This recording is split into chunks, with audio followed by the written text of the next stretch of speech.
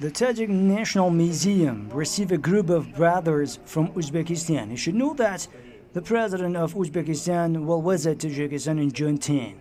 The National Museum presents a number of unique exhibits, including paintings and busts, books and photos, flowers and gifts, handmade carpets, which tell the story of the achievements of Tajik and Uzbek historical peoples in the path of friendship and creativity.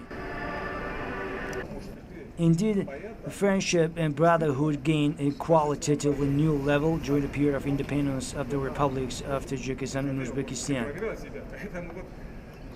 At the same time, the exhibition reflects the historical sides of Tajikistan and Uzbekistan through paintings, books, and magazines.